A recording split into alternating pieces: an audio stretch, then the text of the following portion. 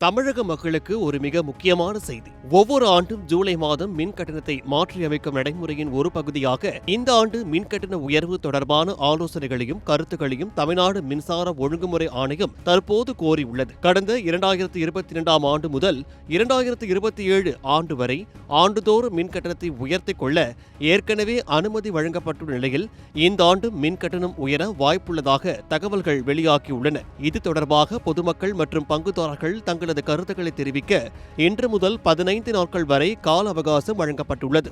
பொதுமக்கள் தங்களின் ஆலோசனைகளை www.tenerc.tn.gov.in என்ற அதிகாரப்பூர்வ இணையதளம் வழியாக பதிவு செய்யலாம். தமிழ்நாட்டில் 2022ஆம் ஆண்டுக்கு முன்பு சுமார் 8 ஆண்டுகளாக மின் கட்டணம் உயர்த்தப்படாமல் இருந்தது. ஆனால் கடந்த திமுக ஆட்சி காலத்தில் மின் வாரியத்தின் நிதி சுமையை கருத்தில் கொண்டு 2022 முதல் ஒவ்வொரு ஆண்டும் மின் கட்டணம் உயர்த்தப்பட்டு வருகிறது.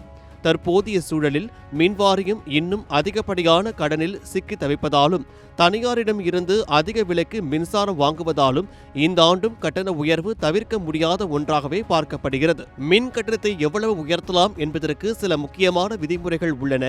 மின் கட்டண உயர்வு என்பது அதிகபட்சமாக 6% மேல் இருக்கக்கூடாது அல்லது ஏப்ரல் மாத நுகர்வோர் விலை குறியீட்டு எண் அடிப்படையில் இருக்க வேண்டும்.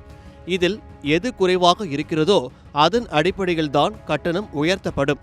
கடந்த ஆண்டு நுகர்வோர் குறியீட்டு எண் 3.16% இருந்ததால் அந்த அளவிற்கு மின் கட்டணம் உயர்த்தப்பட்டது. ஆனால் வீடுகளுக்கான மின் கட்டண உயர்வை அப்போதைய அரசே ஏற்றுக்கொண்டதால் பொதுமக்கள் நேரடியாக பாதிக்கப்படவில்லை என்பது குறிப்பிடத்தக்கது. தற்போது முதலமைச்சர் விஜய் தலைமையிலான புதிய அரசு பொறுப்பேற்றுள்ள நிலையில் இந்த ஆண்டு வரவிருக்கும் மின் கட்டண உயர்வை அரசு எப்படி எதிர்கொள்ளப் போகிறது என்பதுதான் அனைவரின் எதிர்பார்ப்பாக உள்ளது. கஜானா காலி என்று கூறி வரும் நிலையில் மின் கட்டண உயர்வை அரசே ஏற்குமா அல்லது சுமை மக்கள் மீது விழுமா என்பது ஜூன் மாதம் தெரிய வரும்.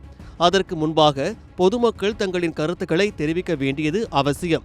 இந்த 15 நாட்களில் வரக்கூடிய கருத்துக்களின் அடிப்படையிலேயே இறுதி முடிவை மின்சார ஒழுங்குமுறை ஆணையம் எடுக்கும். மின் கட்டண உயர்வு தொடர்பான இந்த அதிரடி நகர்வு தமிழக அரசியலில் எந்த மாதிரியான விவாதங்களை கிளப்பப் போகிறது என்பதை பொறுத்திருந்துதான் பார்க்க வேண்டும்.